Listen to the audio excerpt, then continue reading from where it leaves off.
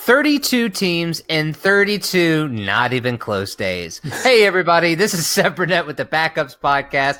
I'm here with my co-host, Tex Glisten. Tex. I'm here. I'm present. Present, Bueller. Accounted for. We got a great show, little tidbit with that we're going to continue our What the Fuck series with the Cincinnati Bengals and pick 21. Definitely a polarizing team with some of their players, both on offense and defense, and a head coach that, well, just no one likes him, right? Well, what is he still here for? You tell me a coach that signs a 1-year deal? That's kind of interesting. Yeah, So, it really is, and especially for the fact that just Marvin Lewis has just never really done anything, and it's not like he hasn't had the talent. You know what I mean? Like AJ Green, I feel like is one of the best wide receivers in the league, and he's been that way since he came in. And he's had great defenses, he's had great offenses, and he's never really been able to, I don't know, get them past that point. And I don't know if it's on Andy Dalton or if it's on him. What do you think?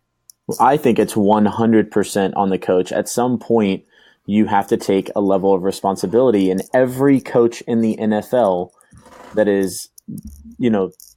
every coach in the NFL, eventually the blame gets shed from its players, whether it's on offense or defense, and the finger gets pointed right back at the coach. And so, you look at the teams and the players that he's had, at some point, I mean, you look what the Rams were able to do after Jeff Fisher, and one season not only get to the playoffs but get a pretty good seed, and they're a young team and whatnot. I just think Marvin Lewis, while he's a good coach and he's better than most, he's not a Super Bowl caliber head coach, in my opinion. So no, I'm right there with you. I agree, and I don't know. And so, what did you think about for those of you that haven't joined us before for our What the Fuck series? Really, what we're doing is we're just kind of breaking down the team's 2017 season,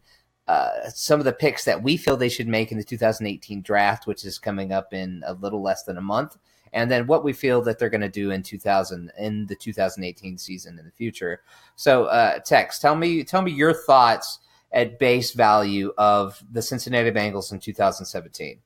Well, nothing screams what the fuck more than a botched trade to the Cleveland Browns for AJ McCarron. I thought that was a huge mistake on both parties. I don't care where the fault lies.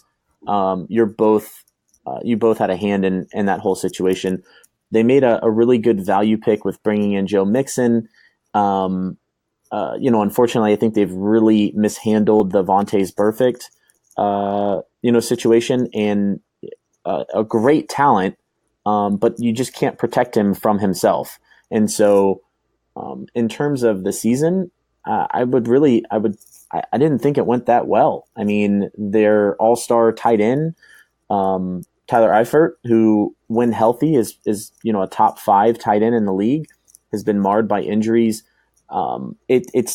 They needed to make a transition to a new head coaching to a new head coach this year, and they didn't. And nothing screams stability more than I'm going to sign you for 1 more year. So right, exactly. Nothing screams we have faith in you more than it's like a threatening thing. You get 1 more year. It's like the parent that can't discipline their child and stick to their guns. It's the same thing.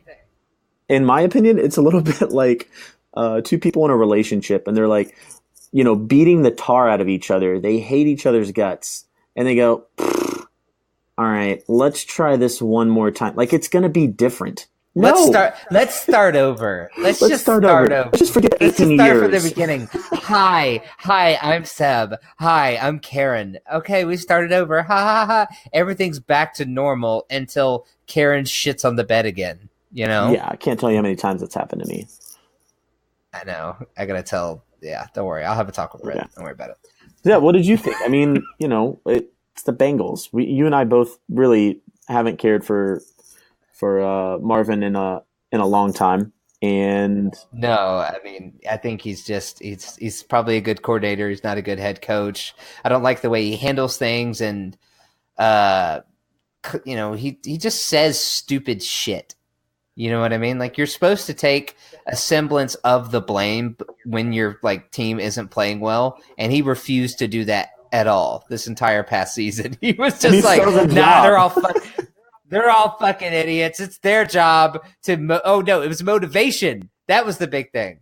He was like, "No, it's their job to motivate themselves." I'm like, "Maybe it's yours a little bit." Yeah. Maybe that's on you, just a touch. Well, it might be a little unmotivating to see you as the head coach. Is that a little too much to exactly. say? Yeah, exactly. So, I mean, their 2017 season was just. I like some of their pieces. Like I like Joe Mixon. I'm very excited to see what he can do with an offensive line that isn't just orange cones, and that's literally because their uniforms are orange. That's what they are. They don't move. They just stand there, and then the defensive line gets to run through and do whatever the fuck they want to Andy Dalton, which is sad because I mean Andy Dalton has his limitations already. Well, he's a redhead, and yeah. Okay, that's rude. You know what? Because he's soulless, I think he's able to do more because, emotions don't come into play. He should be president.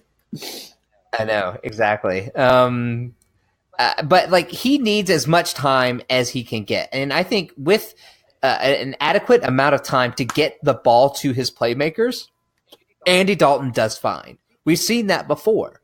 And he has the playmakers. Yeah. But Tyler Eifert is always hurt. But Tyler Kroft stepped in and did a good job.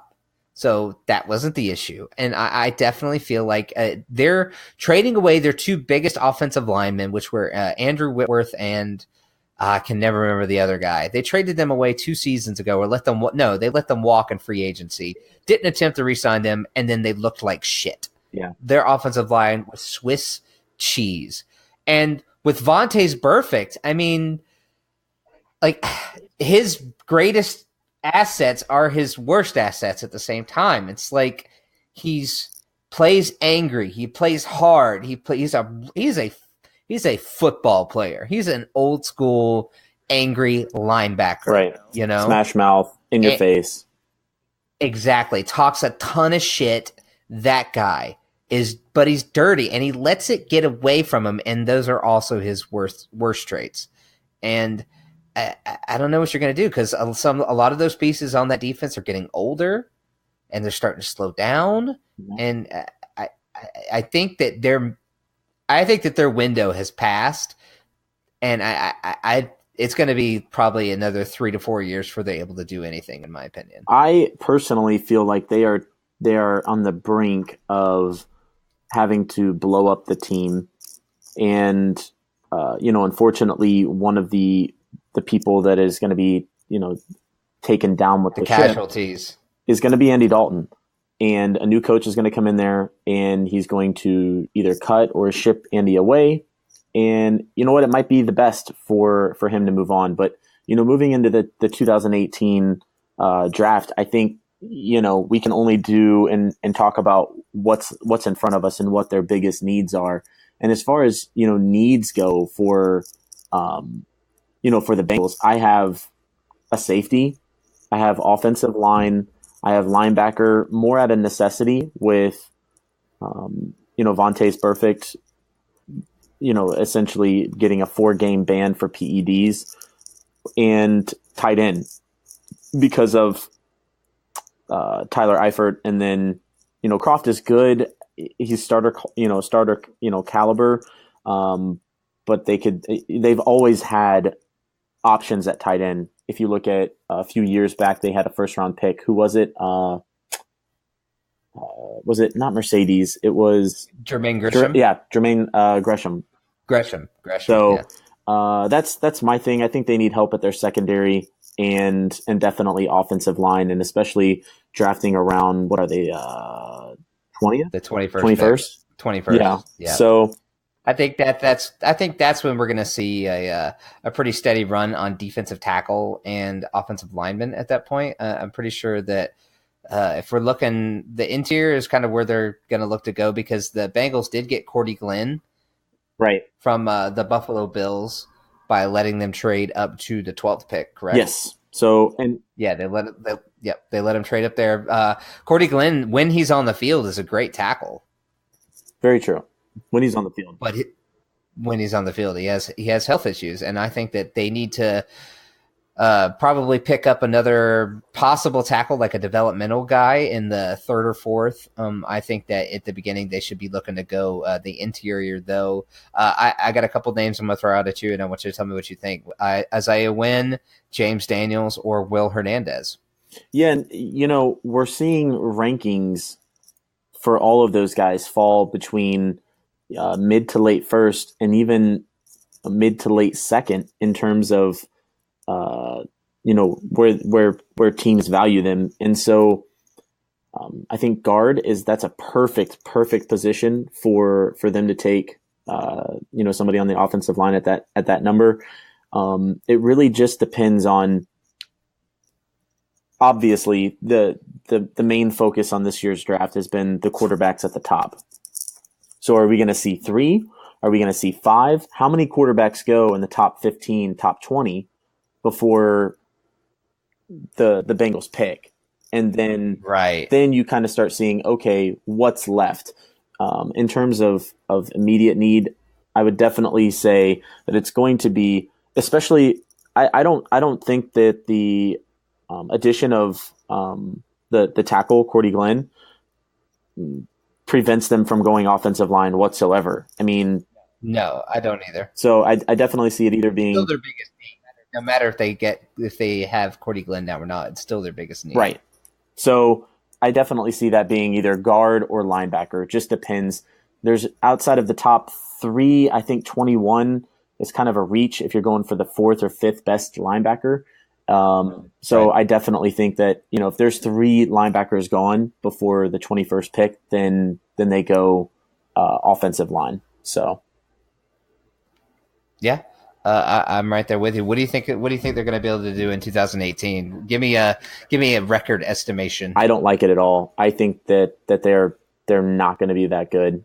I would probably say 8-8, if that. So. Wow, I was going to say 5-11. Okay, so yeah, so I mean that we could average those together and get 10-6. If you do the math. So 10 that's not. That's text listen math for you right there, baby. Yeah, you carry the 1. I mean, don't be an idiot, dude.